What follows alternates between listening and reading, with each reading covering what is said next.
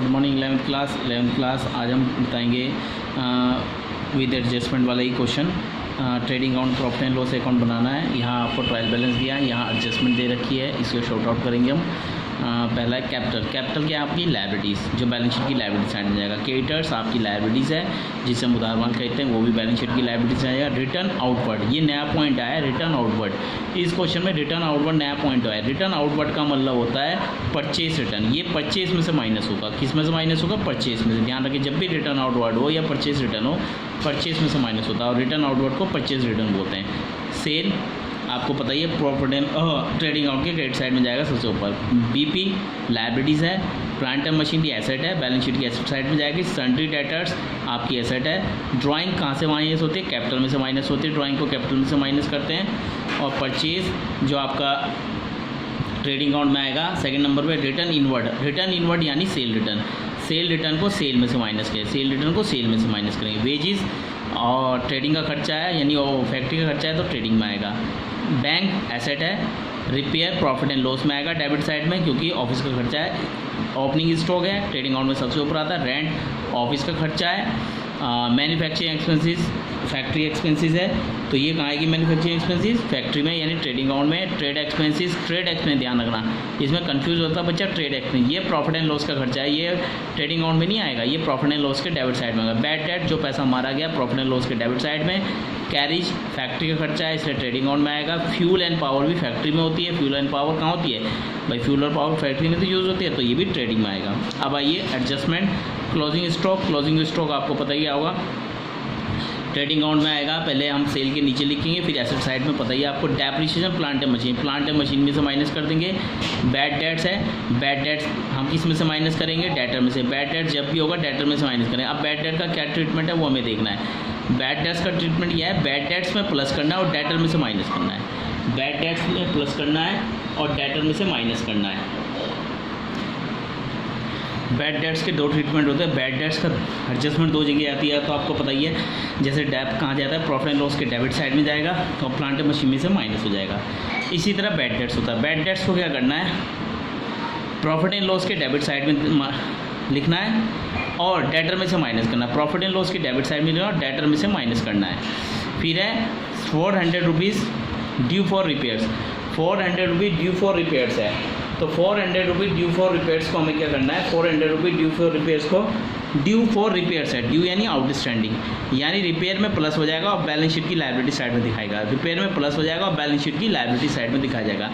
Adjustment ये जितनी भी हैं ये दो जगह आती हैं, ये मैंने आपको बता दिया था। अब मैं ये क्वेश्चन सोल्व करके आपको दे रहा हूँ। इस क्वेश्चन को समझ में आ गया होगा आपको और इसे नोट डाउन करना है आपको। मे भी कोई भी प्रॉब्लम होगी मेरे से बोलने। ध्यान रखिए, बैड डेट्स का ट्रीटमेंट मैं दोबारा बता रहा हूँ। बैड डेट्स क्या करना है? ये जो बैड डेट्स है, जो प्रॉफिट एंड लॉस के डेबिट साइड में आएगा, इसके साथ हम प्लस कर देंगे और फिर इसी बैड डेट्स को, इस बैड डेट्स को ध्यान रखना, इस वाले बैड डेट्स को, जो डेटर है, जब हम बैलेंस शीट की एसेट साइड में डेटर लिखेंगे, बैलेंस शीट की एसेट साइड में ये वाला डेटर लिखें, तो ये डेटर में से ये वाला बैड डेट्स, ये वाला बैड डेट्स माइनस कर देंगे। इस तरह से एडजस्टमेंट दो जगह आ जाएगी बैड डेट्स वाली। देखिए, सबसे पहले हमने trading and profit and loss account का फॉर्मेट बना लिया, particular debit, particular amount credit. और इसी तरह से हमने बैलेंस शीट का फॉर्मेट बना लिया है, liabilities amount asset amount, liabilities amount asset amount. तो हम देखेंगे कौन सा पॉइंट कहाँ आता है, उसके अकॉर्डिंग चलेंगे। सबसे पहले क्वेश्चन में कैपिटल और क्रेडिटर्स दिया है। कैपिटल और क्रेडिटर्स, कैपिटल कैपिटल्स कहाँ आता है? बैलेंस शीट की लायबिलिटी साइड। तो ये दोनों चीज़ें हम बैलेंस शीट की लायबिलिटी साइड में लिखेंगे। ये हमने कैपिटल मेंशन कर दिया, 1 लाख रुपीज़ अंदर मेंशन किया। क्रेडिटर्स हमने बाहर लिख दिए 12,000 रुपये। कैपिटल 1 लाख रुपीज़ के अंदर ही होंगे, क्योंकि इसमें net profit drawing plus minus होती है, इसलिए हमने इस अमाउंट को, कैपिटल के अमाउंट को हमेशा अंदर लिखते हैं और क्रेडिटर की अमाउंट को हमने बाहर लिख दिया। नेक्स्ट पॉइंट आते हैं। नेक्स्ट पॉइंट है क्वेश्चन में return outward. Return outward purchase में से माइनस होगा, इसे परचेस रिटर्न बोलते हैं। तो रिटर्न आउटवर्ड हम लिखते हैं। ये देखिए, ट्रेडिंग अकाउंट में सबसे ऊपर ओपनिंग स्टॉक आता है, उसके लिए मैंने जगह छोड़ दी। उसके ओपनिंग स्टॉक के बाद क्या आता है? परचेज। परचेज की अमाउंट अभी हमें पता नहीं, क्योंकि परचेज में नहीं आए। उसके ठीक नीचे मैंने परचेज रिटर्न लिख दिया, जो रिटर्न आउटवर्ड के नाम से है। और रिटर्न आउटवर्ड कितना है? 5,000 रुपीज़। रिटर्न आउटवर्ड कितना है? 5,000 रुपीज़, जो मैं परचेज के ठीक नीचे लिखूँगा। जब परचेज की अमाउंट लिखूँगा तो उसमें से माइनस कर दूँगा। ठीक है, तो रिटर्न आउटवर्ड मान लो परचेज रिटर्न। नेक्स्ट पॉइंट है सेल। सेल कहाँ जाएगा? आपके profit and loss trading account के क्रेडिट साइड में। सेल हम ट्रेडिंग अकाउंट के क्रेडिट साइड में लिख देंगे बाय सेल। सेल की अमाउंट लिख देंगे हम 1,64,000। इसको भी अंदर लिखेंगे क्योंकि रिटर्न इनवर्ड भी है क्वेश्चन। रिटर्न इनवर्ड का मतलब होता है सेल रिटर्न। रिटर्न इनवर्ड का मतलब सेल रिटर्न। अगला पॉइंट है बिल पेबल। बिल पेबल हमारी लायबिलिटीज़ है, प्लांट मशीनरी एसेट है। बिल पेबल लायबिलिटीज़ है, प्लांट मशीनरी एसेट है। ये देखिए बिल पेबल मैंने लिख दिया 5,000 रुपीज़। बैलेंस शीट की लायबिलिटी साइड में बिल पेबल 5,000 रुपीज़ क्रेडिटर के ठीक नीचे, और यहाँ लिखा है प्लांट एंड मशीन 40,000 अंदर। ये अंदर क्यों लिखा है? क्योंकि इस पर एडजस्टमेंट है। एक चीज़ का ध्यान रखें, जिस पे भी एडजस्टमेंट होगी पहले हम डॉट लगा लें। जैसे प्लांट मशीनरी एडजस्टमेंट, प्लांट पे डॉट लगा लिया। फिर बैड डेट्स है तो बैड डेट्स पे एडजस्टमेंट है, तो एक तो बैड डेट्स पे डॉट लगती है, एक डेटर पे। ध्यान रखें बैड डेट्स की डॉट दो जगह लगती है, बैड डेट्स और डेटर पे दो जगह डॉट लगेगी। बैड डेट्स वाली बैड डेट, एक तो बैड डेट्स पे और एक डेटर्स पे।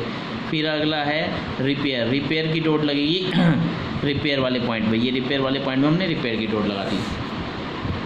प्लांट एंड मशीनरी पे डॉट है तो हम इसकी एडजस्टमेंट पढ़ेंगे। इसकी एडजस्टमेंट प्लांट एंड मशीन डैप लगाना है आपका 4,000 रुपये। प्लांट एंड मशीन पे 4,000 रुपये डैप लग जाएगा।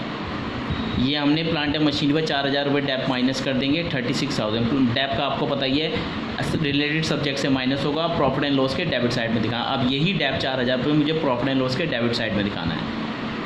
ये प्रॉफिट एंड लॉस के डेबिट साइड में मैंने 4,000 रुपये डैप दिखा दिया है। थोड़ा गैप दिया ट्रेडिंग अकाउंट में और थोड़ा गैप दिखकर प्लांट एंड मशीनरी के 4,000 रुपये प्रॉफिट एंड लॉस के डेबिट साइड में दिखा दिया। तो इस तरह से डैप दो जगह आ गया।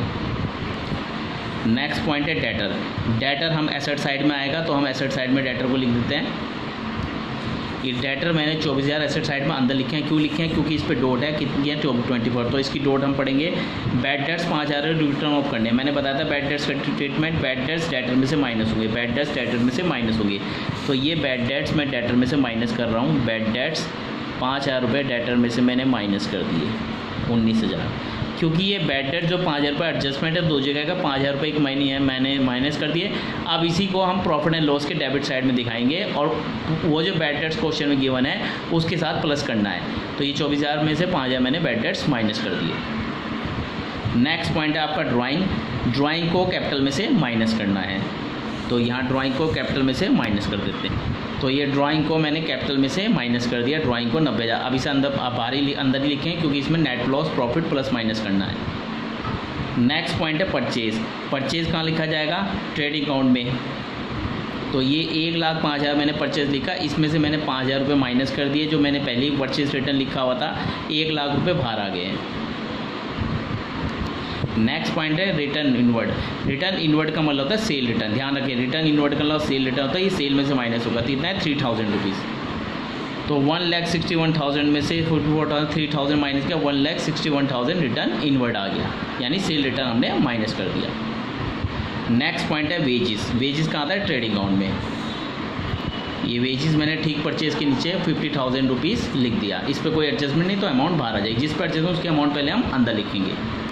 नेक्स्ट पॉइंट है बैंक। बैंक हमारी एसेट है तो हम एसेट साइड में लिखेंगे। ये देखिए बैंक मैंने ठीक डेटर के नीचे बैंक अकाउंट लिखा और उसकी एसेट को एसेट साइड में 10,000 रुपये लिख दिए बैलेंस शीट में।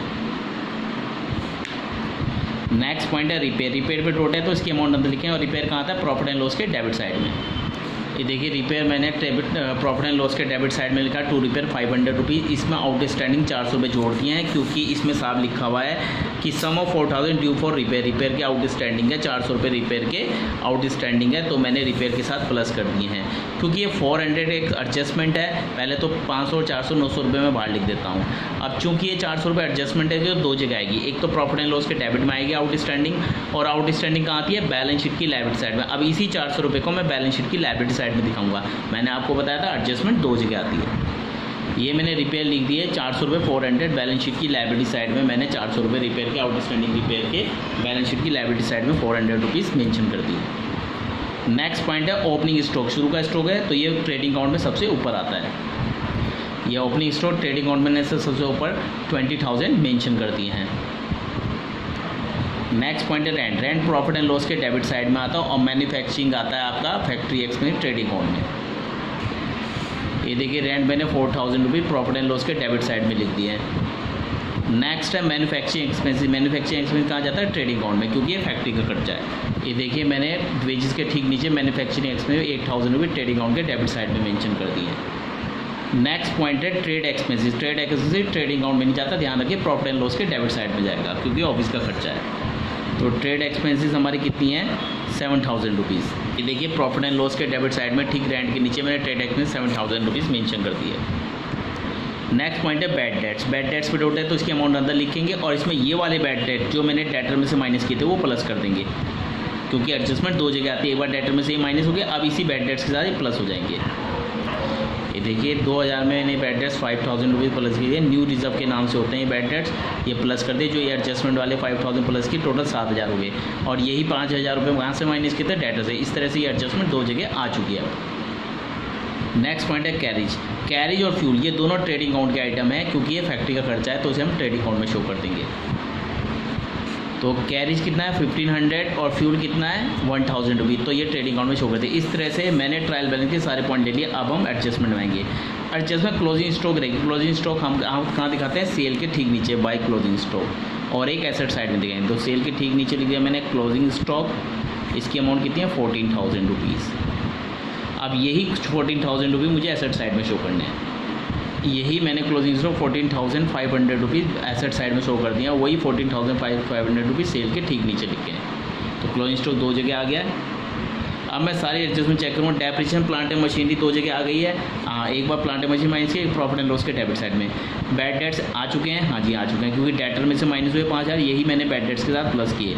और ये 200 रुपये रिपेयर के आ चुके हैं, हाँ जी हाँ जी। रिपेयर में मैंने 400 रुपये रिपेयर के प्लस के आउटस्टैंडिंग नाम से, यही 400 रुपये मैंने बैलेंस शीट की लायबिलिटी साइड में दिया। इस तरह से ये एडजस्टमेंट दो जगह आ चुके हैं, ये मैंने चेक कर लिया।